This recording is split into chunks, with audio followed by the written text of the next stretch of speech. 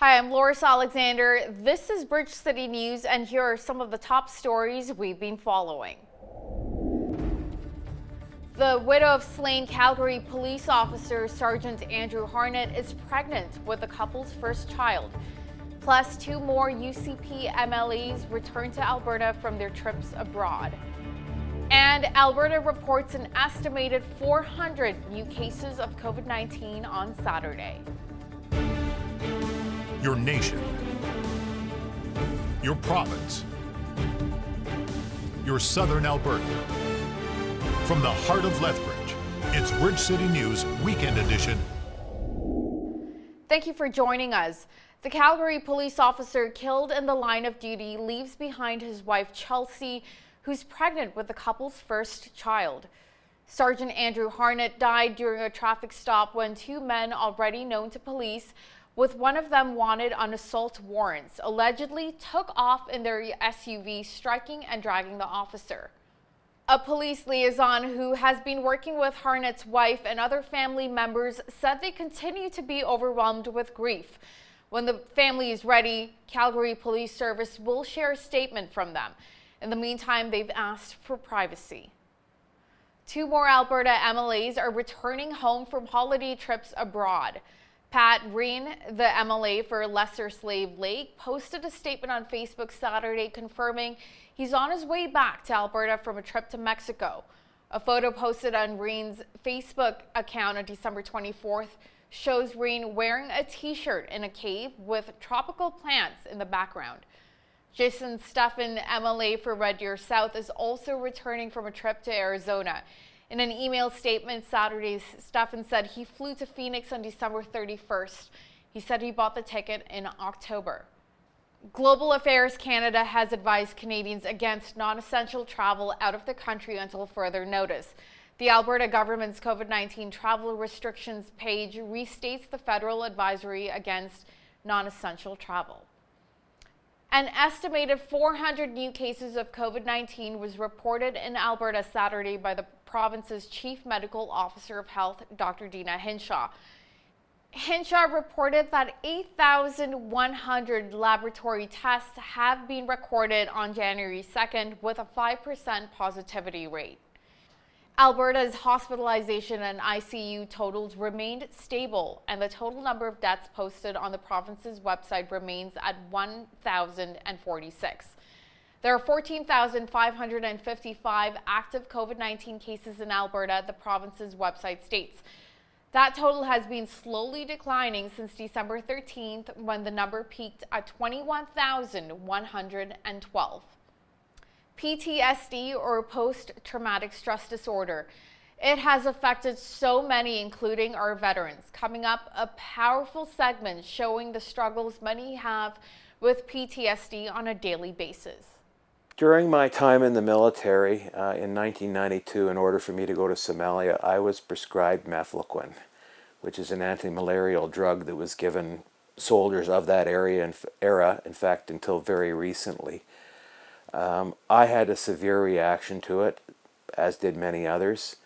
A lot of the fallout from that mimics PTSD, and for the longest time I was treated for depression extensively, involved hospitalizations. I had 17 ECTs.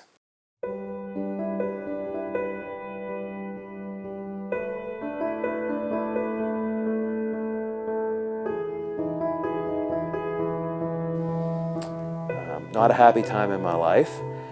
I now recognize that most of that unhappiness was probably caused due to me being poisoned by this drug. The registration fee is $250, which will be waived for businesses if they download the app. A Lethbridge man has turned a horrific accident into a new business opportunity. As Micah Quinn explains, the former horse trainer changed his life around after a near-tragic accident led to a new product to help people get in and out of their vehicles. On October 12, 2017, John Wayne Yakimishin's life changed forever as he was working on a movie set and riding a new horse that was set to be in the movie. I'm 3 feet away from one of the movie stars. The horse goes crazy. with a loose rein. So as he starts to buck, I'm scrambling to get the reins. Too late. The horn goes into my front end, totally shatters my front pelvis, starts bucking, hits my back pelvis, cracks that off my backbone to within a half an inch of me being totally paralyzed. Keeps bucking onto the concrete, cuts me in half. I'm knocked out. Yakimishin says that he woke up and couldn't see his legs. I woke up screaming, and where's my legs? And they said, sorry, they're pulled out of the sockets. I was literally pulled apart because all my bones are broken in the midsection. He was taken to surgery 4 hours later, where his body was reconstructed. Pushed everything back in best as he could. And so now I'm being held together by 8 bolts and a big metal plate. Bolts are about 8 inches long, right through my spine, right through my front. But thank the Lord, I'm alive. Yakimishin came up with the idea for a grab handle for trucks and other vehicles called the Giddy Ups after he tried to get inside of a truck when he was in a wheelchair, but he couldn't reach the handle. So I got to thinking, I have to fix this because it's not just me. There's over 4 million people in wheelchairs all over North America. Never mind elderly people, people trying to get into lifted trucks and jumping with Jeeps and things. So what I did was, I'm laying in bed. I got a friend of mine to bring me a piece of plywood and some leather, and on my chest, I started making giddy ups. It took over 7,000 hours, 3 years, over $70,000 in real money, because I had to test out bolts and nuts and Loctite and different, to make sure everything lifts everything. Yakimishin says that the new version of the Giddy Ups product can lift the front end of a 3,000-pound tractor. For Bridge City News, I'm Micah Quinn. The federal government invested thousands of dollars into southern Alberta for the second round of emergency support funding. 10 nonprofits in the region, including Streets Alive and Woods Homes, were supplied with funding. As Ainsley O'Reilly explains, the disabled in our community were included as well, and for good reason. Parkinson's disease is the fastest growing neurological condition on the planet. And in Canada, rates are reportedly higher than anywhere else in the world. Parkinson Association of Alberta has maintained its programs, but shifted to online. Whether it was group singing or drawing or relaxation through tap or different things that just kind of keep people in the routine of connecting with other individuals, even though it is through the computer screen. In conjunction with the federal government's Emergency Community Support Fund and the local United Way chapter, Parkinson Alberta received $10,000 in funding to support its rural needs. People with disabilities are having real challenges, accessing programs online. They may not have the technology or the skills to access those. So a lot of people are just needing a little more support right now. Pre-COVID-19, those with Parkinson's were already challenged with isolation. Virtual programming has allowed for more connection than the organization expected. Started to understand that not only could they connect with what we were doing, they could connect with their friends and family across the country. I had one lady call and tell us how she was so excited because now she'd set up a weekly tea date with her girlfriends in Toronto. The organization is happy about the funding, but faces uncertainty for the new year. If you'd like to donate, parkinsonassociation.ca is where to find them. For Bridge City News, I'm Ainsley O'Reilly.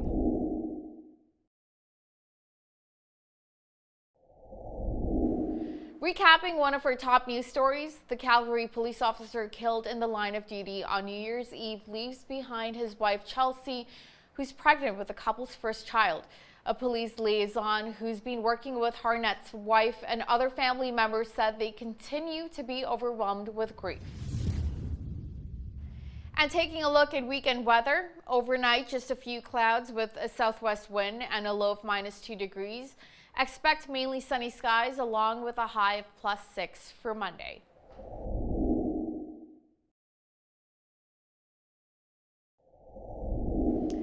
After the break, Hal Roberts talks to David Gill, author of Workplace Discipleship 101, on how we can be disciples in the workplace. COVID-19 has not only impacted our health, but also disrupted relationships and businesses. Our guest today believes that now is the time to see the workplace not just as a paycheck, but as a place to demonstrate truth and the reality of faith. But how do we do this when our world is so hostile right now to Christian values, or appeared hostility?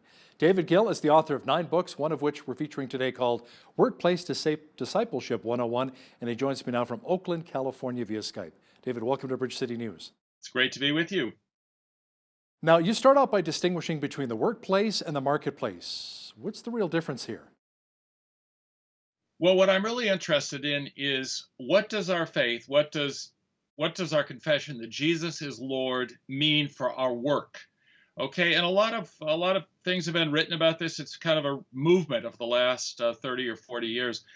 Some of the literature talks about marketplace ministry, and some of it talks about theology of work and that kind of thing. I prefer talking about workplace discipleship because marketplace puts the emphasis on the exchange, buying and selling, exchanging, trading, and that is important work. We want Jesus to be Lord of our market activities, but there are a lot of things in the workplace that are, for example, raising children, that's not a matter of the marketplace. It's a matter of us exerting ourselves to try to deliver products and services that glorify God. So I view everybody works.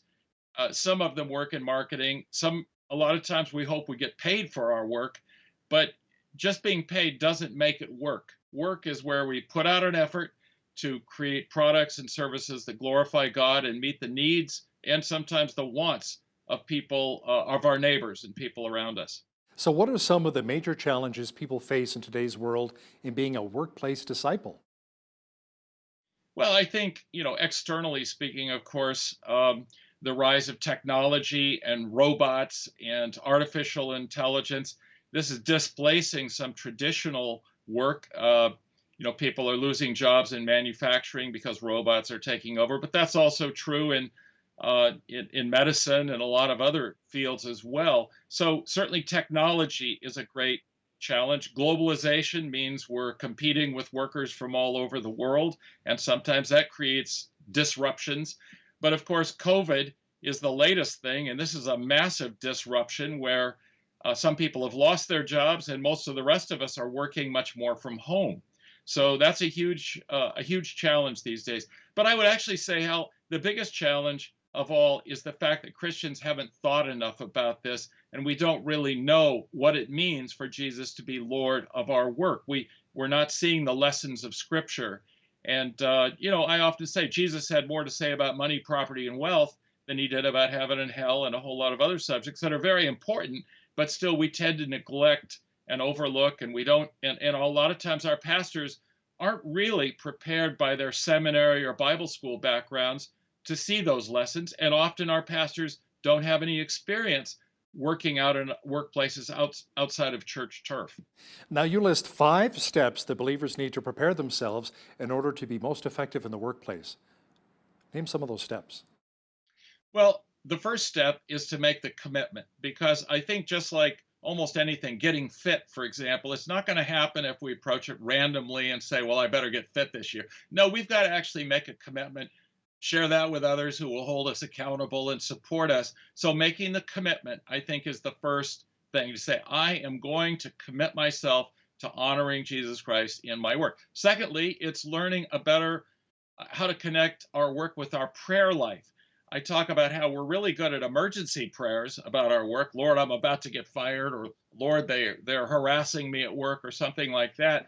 But we need to be more proactive in our prayer life, where we pray for guidance and strength before we go to work, and in a more holistic, anticipatory way, not just throwing up our crisis prayers to the Lord. The third step is to listen. So prayer is talking to God in a simple sense, but reading Scripture is listening to God. So I have a chapter about how to read our Bibles, looking for those workplace lessons. A fourth step is partnering, creating what I call a posse. It's not good for man to dwell alone. Jesus sent his disciples out 2 by 2.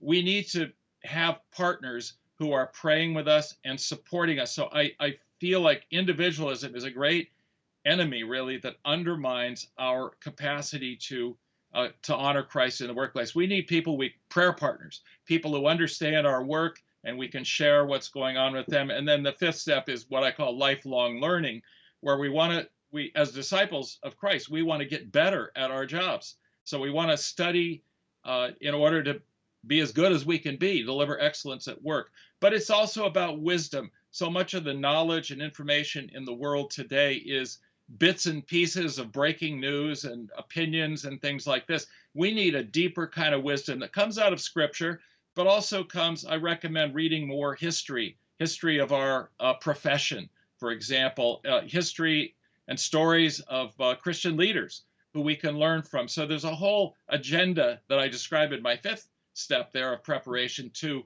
deepen our knowledge base and, above all, our wisdom base. Now, you refer to workplace discipleship as very hard work. Why is that? Well, any kind of discipleship is going to have challenges. In this world, you will have tribulation, but be of good cheer. I've overcome this world, and we know the most faithful disciples in history. Well, first of all, our Lord, he was perfect in his work. He did the work of his Father. You know, before Jesus went to the cross, he prayed in his prayer and said, "Father, I've glorified you by finishing the work that you gave me to do." And then he did the work on the cross. So there's always going to be a bearing of the cross. There will be some opposition there. We live in a fallen, broken world. And so to say, I want to follow Jesus Christ, as you said at the very beginning, there may be some opposition from people that we work with or from our bosses, but there's also just exhaustion and complexity and all of these things. But what I always say is, you know, it may be hard, but it's much better to have Jesus walking with us through the valley of the shadow of death than to walk through it by ourselves. So even in the worst of circumstances, this is a great way to live, is to take our Lord and our faith to work with us. And I fear no evil, for thou art with me. Thy rod and thy staff, they comfort me. Absolutely. Now, David, you say Absolutely. we need to focus on the character and mission of God. How would you define that? I do. Well, because I think that what I talk about is alignment. The first challenge is to try to do our work in alignment with the work that God is already doing in the world. And so, and part of that is because we're challenged to walk in the ways of the Lord. I mean, in the Old Testament and New Testament, we're to follow after Jesus Christ. And so his agenda becomes our agenda. We're not God, but we do have the Spirit of God empowering us to do the work of the Lord. I also think from another perspective, we're all made in the image and likeness of God. And we follow a working God as well as a resting God. And so God's work is the primary model for what we want to accomplish in the workplace. So what is that? If we want two words, God is the creator and the redeemer. So we want in our work, whether it's in manufacturing or raising our children or being an artist, whatever it is, we want to do what results in the creation and, you might say, the production of things that God could call good, things that are good for food, but also pleasing to the eye. So we want to study God's work as creator and then align our work as much as possible to bear witness to that creation. But God doesn't just create good things, he fixes bad things. That's where the Redeemer comes in. God is the healer of the hurting, not just the creator of initial life, but the healer of hurting life. And so we want to be creative. We want to be redemptive. But also there are other images, like God is the sustainer. So I'm saying wherever we are, wherever we work, we want to sustain the people around us, help hold them up when they're falling down. And also our business. We want to help sustain our business. We want to stand behind the products that we deliver, because God doesn't just create something and walk away. He sustains what he's made. And so we want to be creators and sustainers and redeemers. And I also, in my chapter, allude to the fact that God is also the source of wisdom. He is wisdom. And we want to be the kind of people who bring wisdom to the workplace. And God is righteousness.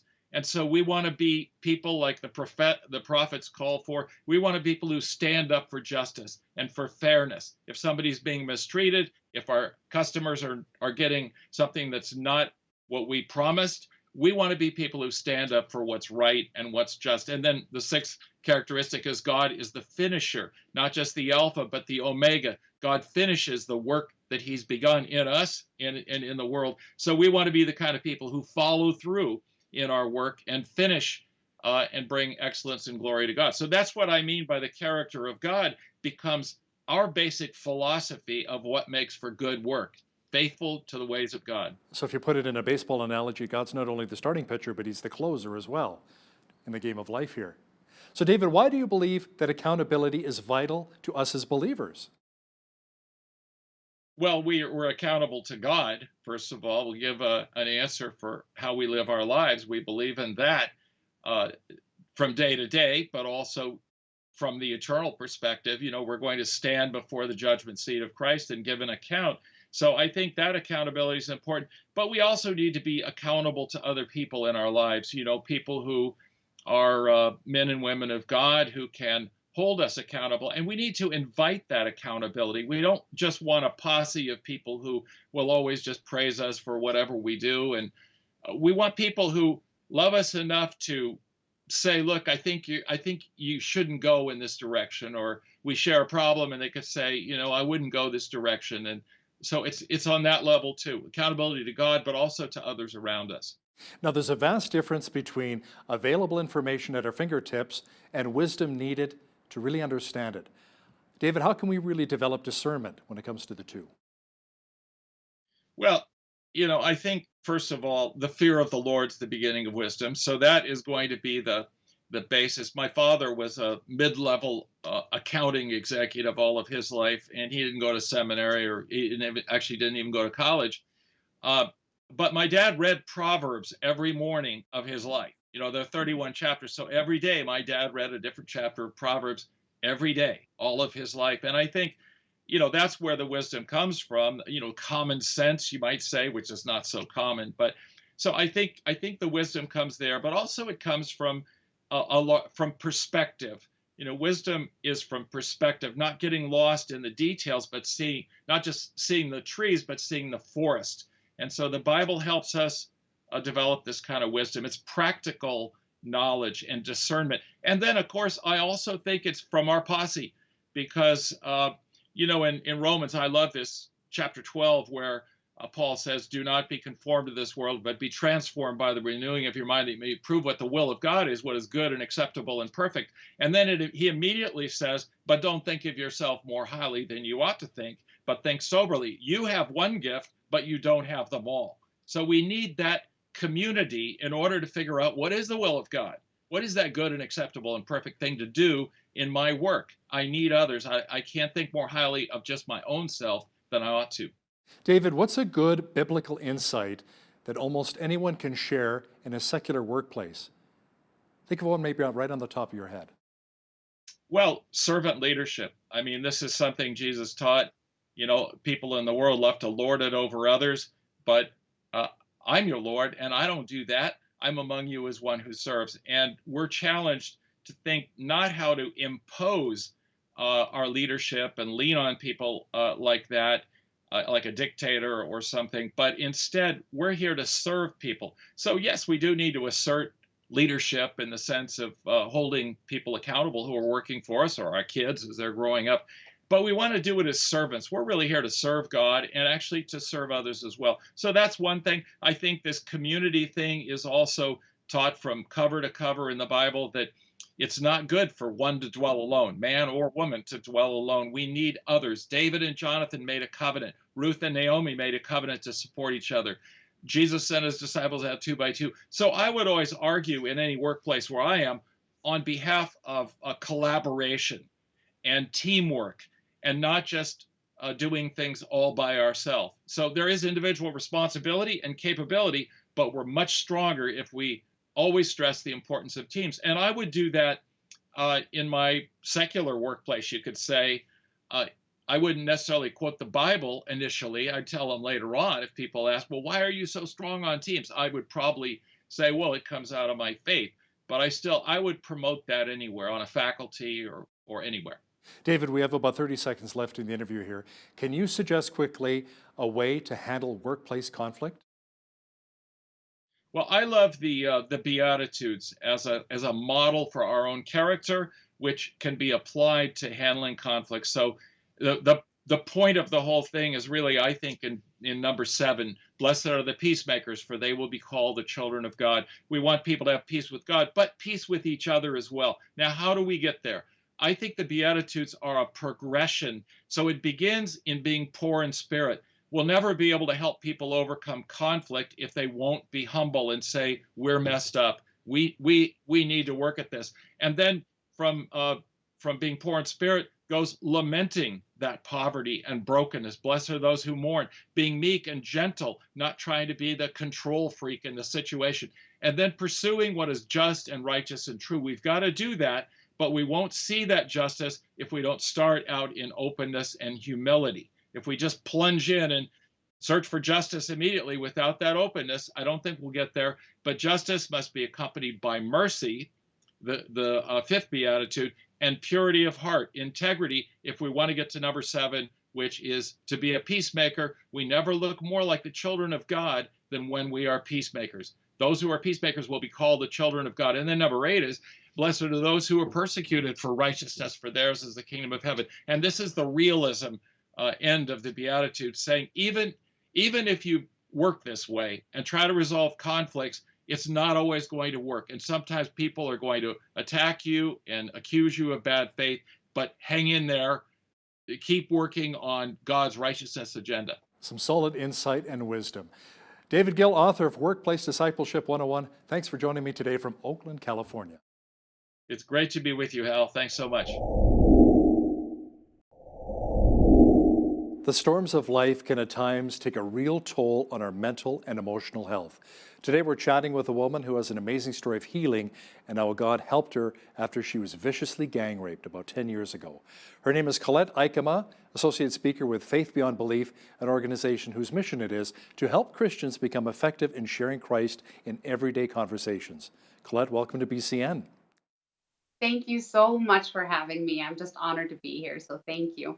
Oh, it's our pleasure having you on board. Colette, describe first of all for our viewers who you were before you were being raped. I was just a regular, well, maybe, I think we have to go really far back. I think that the issue of sexuality was put on my heart when I was younger. I was abused when I was a child. And I also think so as much as that was also for evil, I also think that just ignited in me a awareness of sexuality and the fact that there's this there's something that we as Christians often don't talk about. And I grew up in a believing family, an amazing, loving home. I was raised Christian, and I know what I believe, and I know the God who loves me. And that was, but it was always kind of a bit of there was an undercurrent of this in my life. I was dealing with compulsive masturbation, and then of course I was raped when I was in high school, in junior high. So it was really, it changed everything. And yet at the same time, this was something that was already, there was something there. There was a part of me that wanted to have this conversation. There was a part of me that had been ignited in this. And, all of, just like everything, I only learned from all these things. And now I'm able to just talk about what happened and realize that, God's grace is more. Let's describe what actually led to that fateful day when you were raped. It was just a regular day. I was just a young girl. And it's hard to talk about the specifics of that day, Hal. But it was a place where I should have been safe, and I was with people where I should have been safe.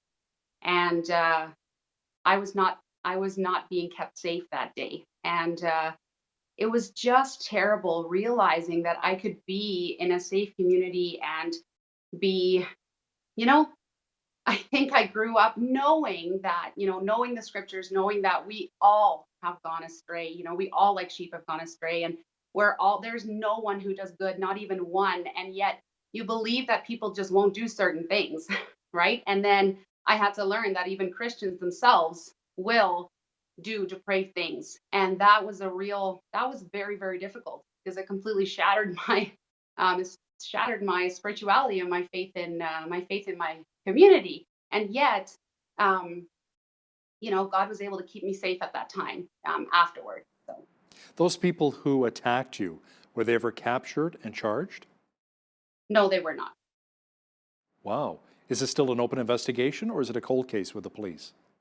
It's a cold case with the police because it ended up being a historic investigation because I was unable to come forward with my testimony and with my experience until just a few years ago, and by then too much time had already passed.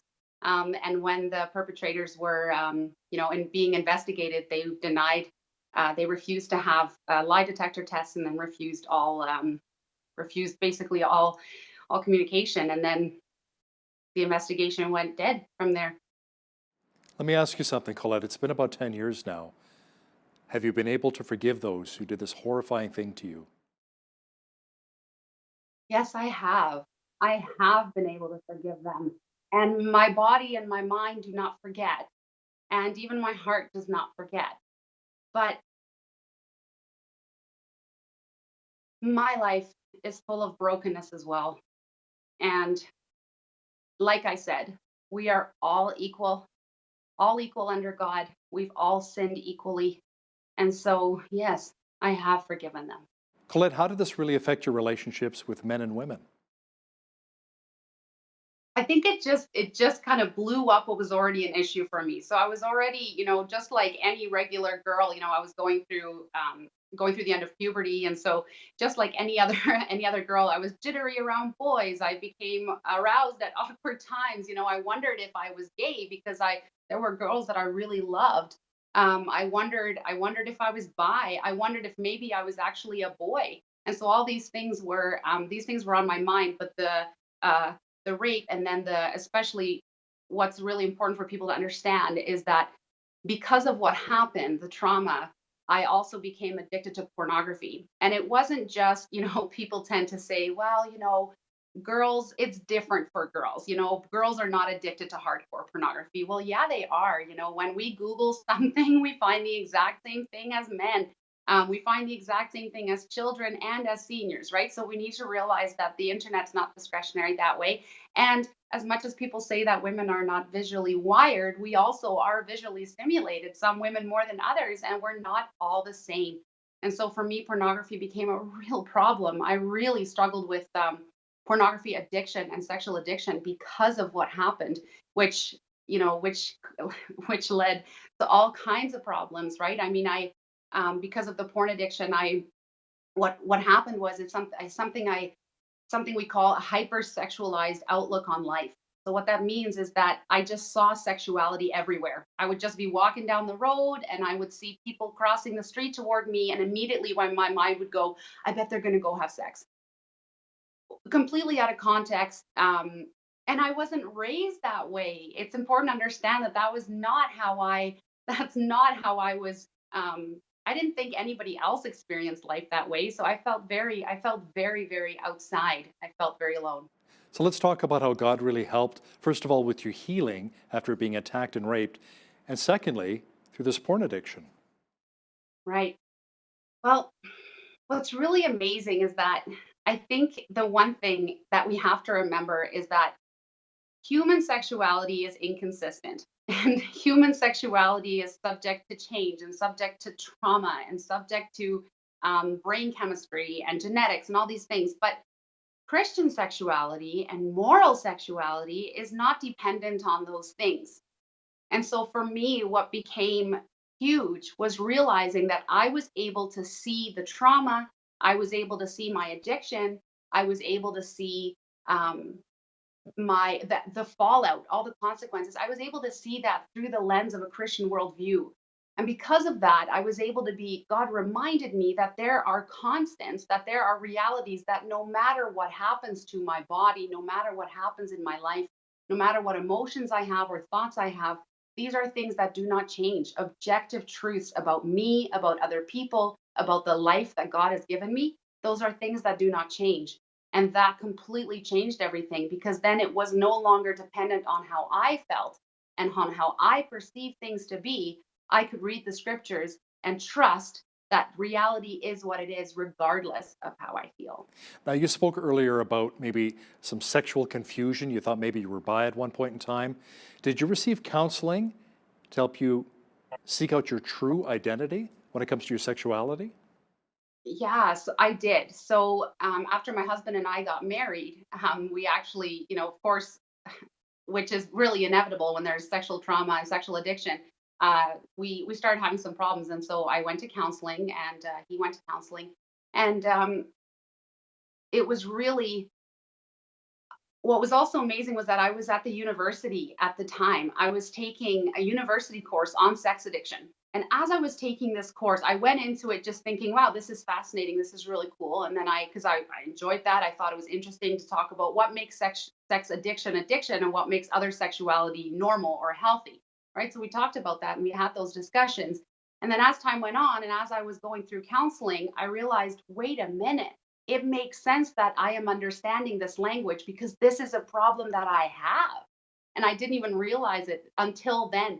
And so there was a real moment for me. If you don't mind my sharing, I share it um, not to be graphic, but I share it because I want people to understand how horrible this moment can be. But I know many people who have come to this moment, and that there's hope for you. There's healing. There can be that turnaround because there's a beautiful plan of sexuality that we can follow. And so what happened for me was that I was just using pornography like any other day, and what I was watching turned out to be one girl with several men. And as I was watching, I could see that she was trying to push one of them away and starting to say no. And as I was watching, I realized there is something wrong with me. There is something wrong. I need help. And that was really the moment that just God just changed everything. I picked up the phone, I called a trusted friend, and I said, I need to tell you something. And that's what changed everything. You know, Colette, you really hit the nail on the head there. I've spoken to other people who are addicted to drugs, alcohol, sex, and they say you have to hit your rock bottom and realize that you need help. You can't have other people say to you, you have a problem, pointing fingers at you. The walls go up, right? People become defensive, say, I don't have a problem, I'm fine, So you have to reach that rock bottom before you finally realize that, yes, I finally need help. And it's amazing that you did that. Outside of the counseling, and you reached out to your friend, and of course you're praying to our Heavenly Father, what else really helped you overcome the addiction? What really helped me overcome the addiction was the support group that I was able to start. So there was a contact that I had in Lethbridge, a man who had already set up a Christian support group for men who were dealing with sex addiction and porn addiction. And so when I got into contact with him, I asked him, is there one for women? And he said, well, no, but you should start one. So I started one, and I sat alone in a room waiting for people to join me for a year. And it didn't really take off. And then suddenly somebody contacted me and said, you need to come and speak to this group of young women. And when we started talking, we were all like, oh, me too, me too.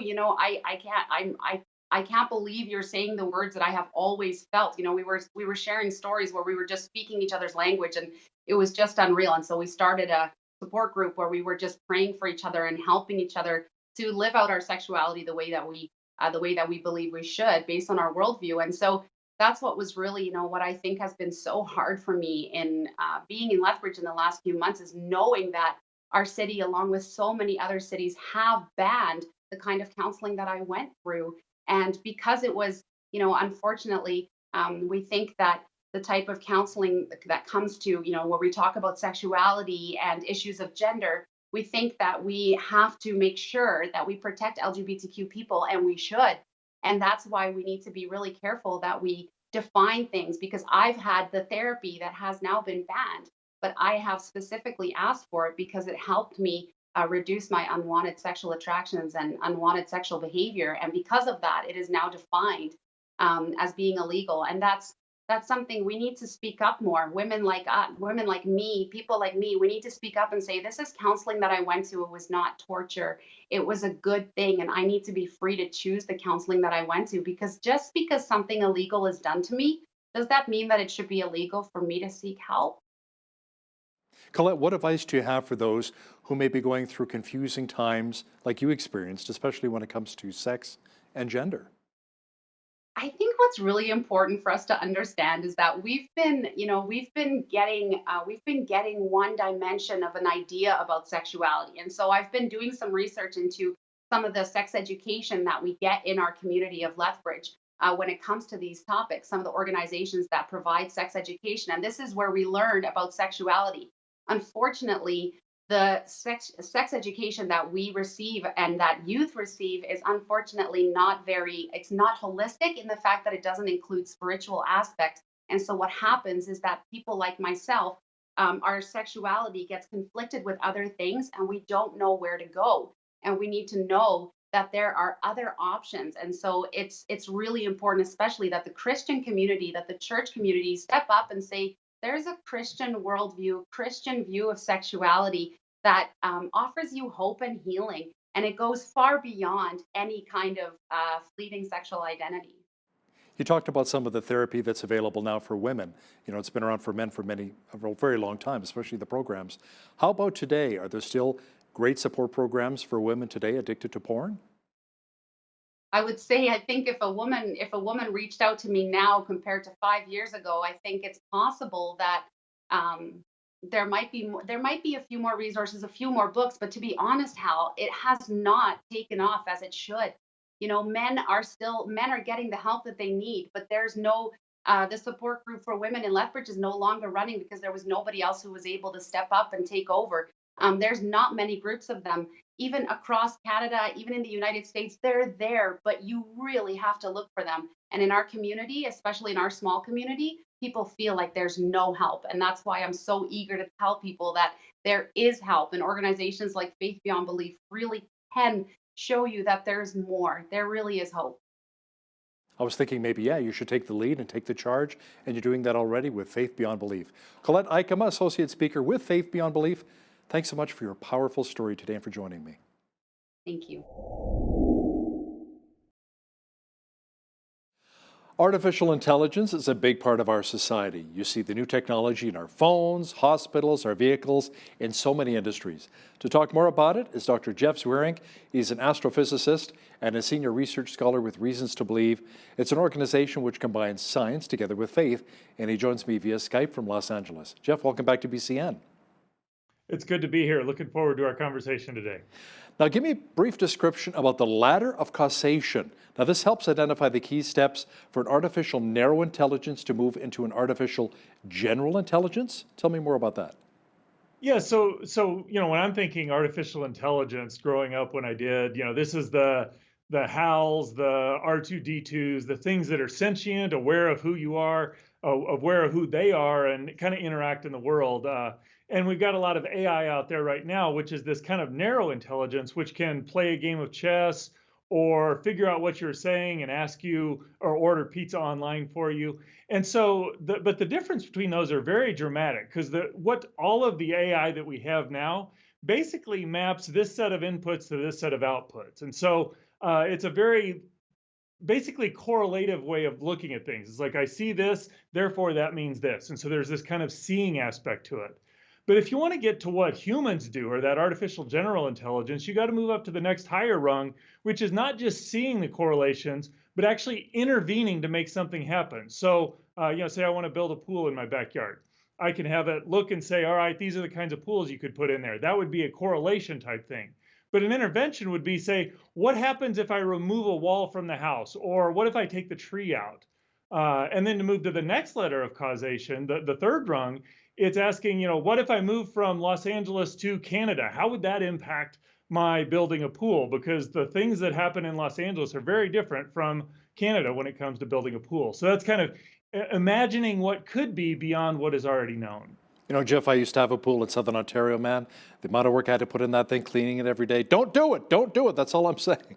Now, AI such as Siri, Alexa, and even Tesla cars are almost eerie in how they respond and interact with us. What rung do these fall on, and how much does AI actually anticipate versus respond to our requests? Well, all of the AI that's out there that I'm aware of is kind of on that first rung of causation, that they're looking at, again, mapping inputs to outputs. So they're seeing this, and therefore that means this. And there's some algorithm for how they choose between different options, but it's seeing this and correlating with that. So all of the AI that we have is at that level. But what you notice is that it's remarkable how it looks like they're doing something more. It looks like they're anticipating, but in reality, what they're doing is saying, okay, given this input, very complicated algorithm and process of mapping it to an output, but nonetheless, it's just this correlation. Input goes to that output.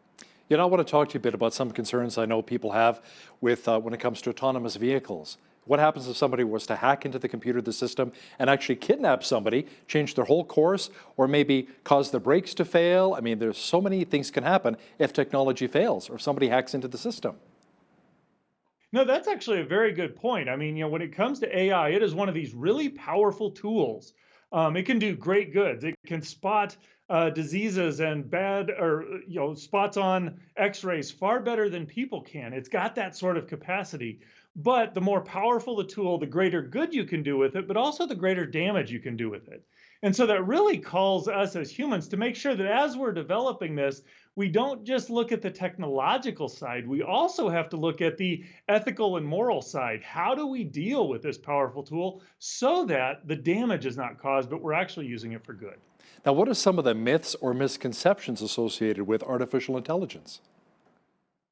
I think one of the things that plays out often in that is that we see artificial intelligence, and you mentioned Alexa and Siri, and how it's like they're anticipating and they're learning, and we hear those words and we think very humanly about those.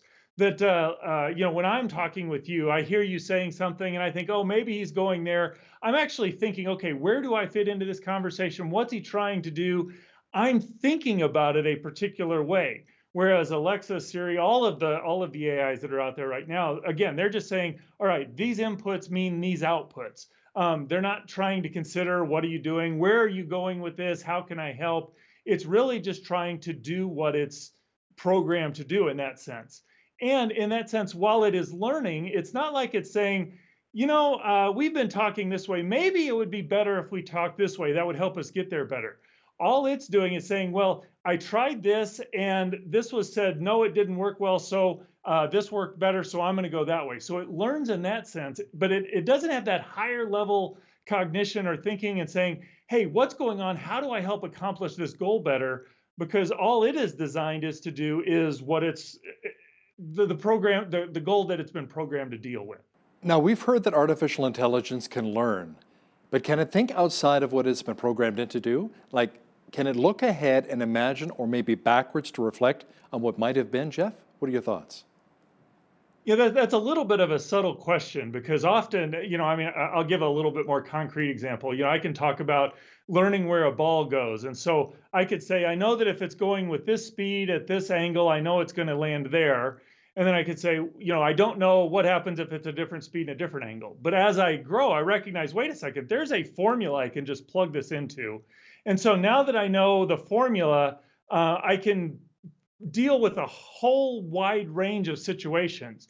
But even though I'm being able to, quote unquote, learn what's going on in this situation, it's still the same thing. So that's what the AI is doing. It's taking what is in this general programming and saying, okay, I can work in that realm, which is very different, again, than what humans do. Because, when I go and play chess, I'm looking to win. But I could go halfway through the game. I could say, you know what? This game has been fun trying to win, but now I'm going to see how long can I play the game. There's nothing that an AI will do at this point where I'll go in there and say, you know what, this goal isn't very good. I'm just going to go a different way. Nothing about AI does that at this point. If you want to play a long game, maybe try Monopoly or even Risk. That's also pretty long too. Now, with the third rung requiring the ability to imagine something that does not already exist, is there still a possibility that artificial intelligence technology can really advance to that point? Well, there are people who are developing the mathematics that allows an algorithm or an artificial intelligence to do some of those, not just see, but actually intervene and gather new data to see what might go on, and also to even imagine new scenarios. But the best I understand it at this point is there are aspects that it's going to mimic of human behavior, but it still is not doing it in the way a human does. Because again, what allows the computer to do that, or the AI to do that, is there's just this incredible wealth of data that it can process through and figure out. So it may be able to imagine or get to the place where it says, okay, let's look at an entirely new situation that doesn't exist. Say maybe if I didn't move to California, where would I be today type thing. But it's not going to be able to do that nearly as universally or as generally as humans do, because there's also a relational aspect of the way humans behave. And putting that into a computer, I think that's one of the things that really distinguishes us from a computer. You think of what Spock does, the ultimate logical machine. But ultimately, what we like about Spock is that he behaves rather humanly. He actually engages in a relationship.